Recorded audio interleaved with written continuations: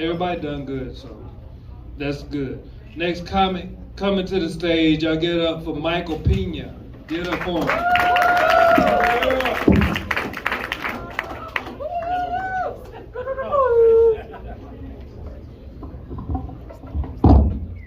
Hello, everybody. So we're all the Mexicans in the house. Second show in the kitchen, I guess. Okay. I actually live in Mexico City, and I'm just coming here for work. I work down the street. I can't say the name because it's a big city, and it's a big company. And they said if I say the name, then I'm going to get in trouble. So I don't want to be a Mexican with no job, okay? Because I remember when I was a kid, I actually lived in the projects. When I lived in the projects, we got in a gangbang. Now, I'll let you know what a gangbang is. It's not what you're thinking it is, okay? And back in my day, a gangbang was two races fighting against each other. And I had to represent. I remember my brothers go, come on, mijo, you have to represent. I said, mijo, represent. Man, so I went to this gangbang and I ended up with some scars. I didn't say if I got beat up or not, I just ended up with the scars. So I went to the hospital, my mother came in, she says, mijo, let me tell you something. As a Mexican, there are 3 8-hour shifts in a day, and we gotta work them. That's some real talk, okay? So that's how I became this white guy who looks like a Mexican, or a Mexican who looks like a white guy. So yo puedo hablar español, but this is the wrong crowd. I'll go in the kitchen later and I'll tell the jokes in Spanish, okay? Not that, anyway. So anyway, besides that, I'm actually a gay man. Gay man, if you can believe that one. I mean, I spent 40 years being a gay man. I actually came out in Dallas, University of Dallas. You know that big sphere there? Yeah. That's how I came out, okay?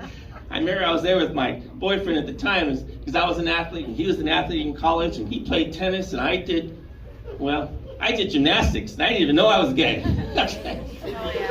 He had to tell me, anyway, I won't tell you what he told me, but we saw the sphere and we were both very happy. So, Dallas. I love Dallas. In fact, it's nice to come here, to come again. I mean, Dallas. Anyway, forget that.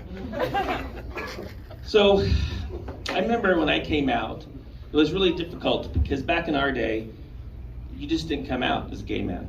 You just kept it quiet. Like I said, I was a gymnast, but I just kept it quiet, so I tried to kill myself. And I remember my mother, this Mexican woman, they just read it as they see it. I took all the pills, I didn't kill myself, and my mother came into the kitchen. She says, mijo, ¿qué pasó? Why did you try to kill yourself? Before I could say anything, she says, mijo, the next time you try to kill yourself, don't drink my menopause pills. And I can tell you to that day, and even now, I get these hot flashes all the time. I'm like, damn, I shouldn't have drank those pills. Mama revenge, that's what that's called, okay?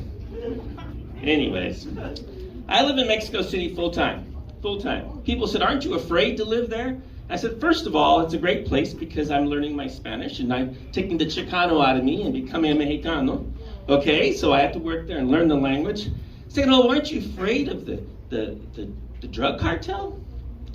And I said, no, let me tell you something about the drug cartel. If the Americans would stop buying their drugs, those motherfuckers would make some goddamn bomb-ass tacos. Let me tell you, those tacos will be so good, but I warn you, when you see the Oaxaca cheese and it's white and powdery, don't eat it. Okay, don't eat it, because you'll be a zombie like that. So I don't see any violence in Mexico City, actually. I live in a place that I like.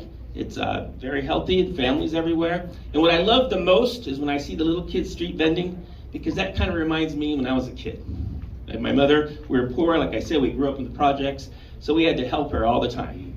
So when I see it, I get excited, and I love it, because it reminds me of the struggle. We all know about the struggle, right? We all know about the struggle.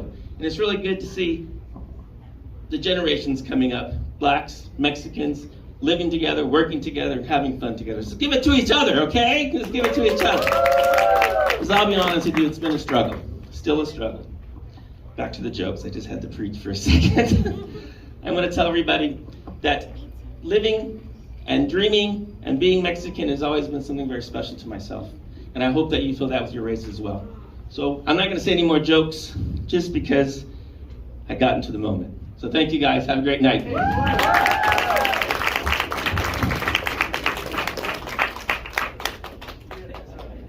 Y'all keep going for Michael. Yeah. God up here, man. Don't you see this crowd? All these niggas around you talking about, have you heard of gang banging? What, man? Blood cause, man? You need to survive gang banging. That's why we here today.